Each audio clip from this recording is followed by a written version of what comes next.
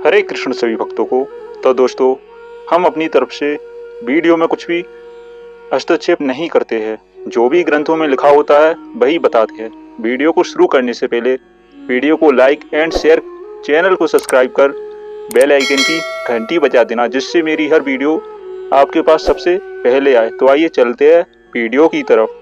श्रीमद् भागवत गीता अध्याय 3 श्लोक 6 संबंध में पीछे के श्लोक में यह कहा गया कि कोई भी मनुष्य किसी भी अवस्था में क्षण मात्र भी कर्म किए बिना नहीं रह सकता।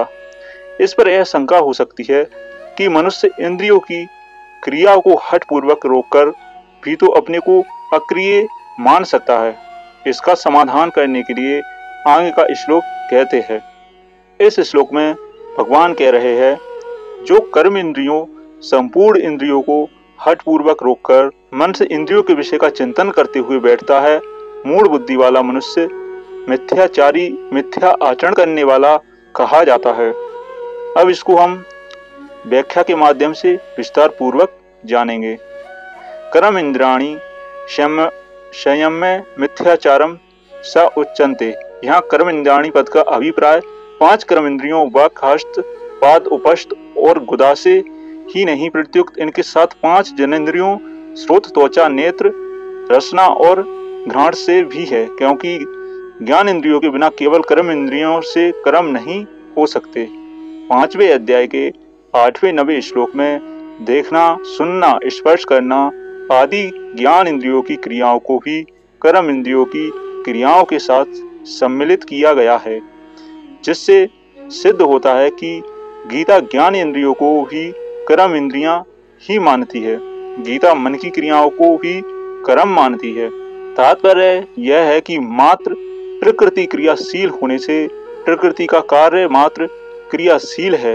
यद्यपि संयम पद का अर्थ होता है इंद्रियों का अच्छी तरह से नियमन, अर्थात उन्हें वश में करना, तथापि यहाँ इस पद का अर्थ इंद्रियों को वश में करना ना होकर उन्हें हठपूर्वक, कारण कि इंद्रियों के वश में होने पर उसे मिथ्याचार कहना नहीं बनता।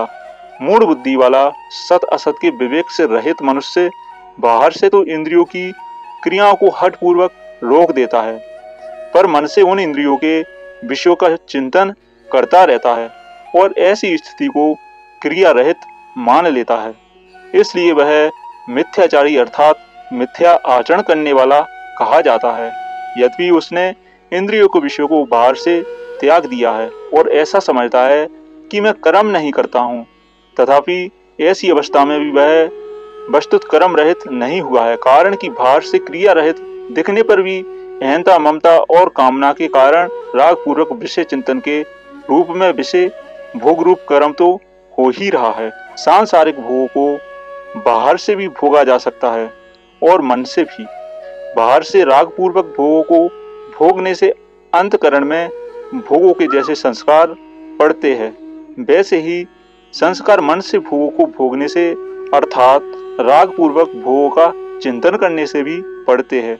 बाहर से भोगों का त्याग तो मनुष्य विचार से, लोक लिहाज से, व्यवहार में गड़बड़ी आने के ऐसे भी कर सकता है, पर मन से भोग भोगने में बाहर से कोई बाधा नहीं आती। अतः वह मन से भोगों को भोगता रहता है और मिथ्या अभिमान करता है कि मैं भोगों का त्यागी हूँ। मन से भोग भोगने से विशेष हानि होती है, क्योंकि इसके सेवन का विशेष अवसर मिलता है। अतः साधक को चाहिए कि जैसे वह बाहर के भोगों से अपने को बचाता है, उनका त्याग करता है, ऐसे ही मन से भोगों के चिंतन का भी विशेष सावधानी से त्याग करे। अर्जुन भी कर्मों का स्वरूप से त्याग करना चाहते हैं और भगवान से पूछते हैं कि आप मुझे घोर कर्म में क्यों लगाते हैं।